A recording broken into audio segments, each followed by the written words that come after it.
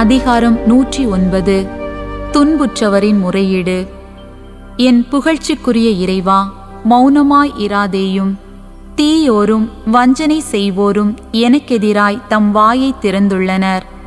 எனக்கெதிராய் பொய்களை பேசுகின்றனர். பகைவரின் சொற்கள் என்னை சூழ்ந்துள்ளன. அவர்கள் காரணமின்றி என்னை தாக்குகின்றார்கள்.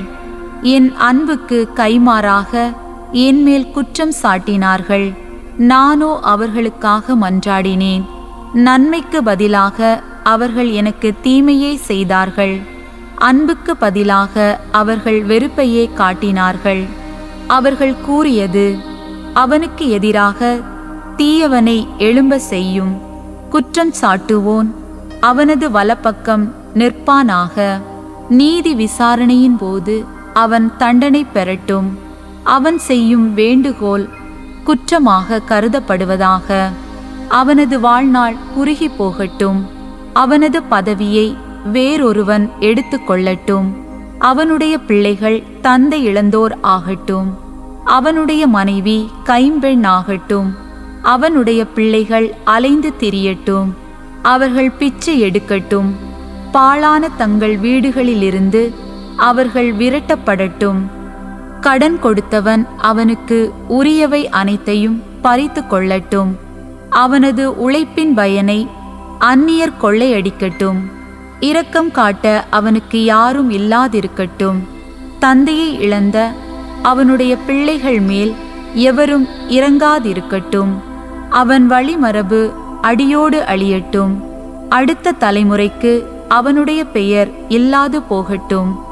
அவனுடைய முன்னோரின் குற்றத்தை ஆண்டவர் மறவாதிருக்கட்டும். அவனுடைய தாய் செய்த பாவத்தை அவர் மன்னியாதிருக்கட்டும். ஆண்டவர் திருமுன்னே அவை என்றும் இருக்கட்டும். அவனது நினைவை பூ உலகினின்று அடியோடு அவர் அகற்றட்டும். ஏனெனில் அவன் இரக்கம் காட்ட நினைக்கவில்லை.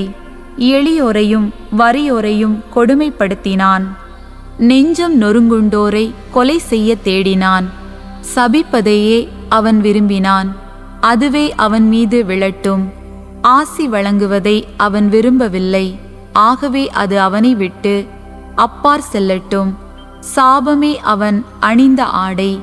தண்ணீரென அவன் உடலையும் எண்ணெயென எலும்புகளையும் அது நனைக்கட்டும். அது அவனை போர்த்தும் ஆடை போல் இருக்கட்டும். நாள்தோறும் அவன் கட்டும் கச்சை போல் இருக்கட்டும். என்னை குற்றம் சாட்டுவோருக்கும் எனக்கெதிராய் தீயென பேசுவோருக்கும் ஆண்டவர் அளிக்கும் கைமாறாக அது இருப்பதாக. ஆனால் என் தலைவராகிய கடவுளே, உமது பெயரை முன்னிட்டு என் சார்பாக செயல்படும். உமது பேரன்பின் இனிமை பொருட்டு என்னை மீட்டருளும். நானோ எளியவன், வறியவன். என் இதயம் என்னுள் புண்பட்டுள்ளது. மாலை நேர நிழலைப் போல் நான் மறைந்து போகின்றேன். வெட்டுக்கிளியைப் போல் நான் அடித்து செல்லப்படுகின்றேன். என் முழங்கால்கள் நோன்பினால் தளர்வுறுகின்றன. என் உடல் வலிமை இழந்து மெலிந்து போகின்றது. நானோ அவர்களது பழி சொல்லுக்கு உள்ளானேன். என்னை பார்க்கின்றோர் தலையை ஆட்டுகின்றனர். ஆண்டவரே, என் கடவுளே, எனக்கு உதவியருளும். உமது பேரன்புக்கேற்ப என்னை மீட்டருளும். ஆண்டவரே, இது உம் ஆற்றலால் நிகழ்ந்ததென அவர்கள் அறியட்டும். இதை செய்தவர் நீரே என அவர்கள் உணரட்டும். அவர்கள் என்னை சபித்தாலும் நீர் எனக்கு ஆசி வழங்கும். எனக்கெதிராக எழுவோர் இழி உறட்டும். உம் ஊழியனாகிய நான் அகமகிழ்வேன். என்னை குற்றம் சாட்டுவோருக்கு மானக்கேடு மேலாடை ஆகட்டும். அவர்களின் வெட்கம் அவர்களுக்கு மேலங்கி ஆகட்டும். என் நாவினால் ஆண்டவரை பெரிதும் போற்றிடுவேன். மக்கள் கூட்டத்திடையே அவரை புகழ்ந்திடுவேன்.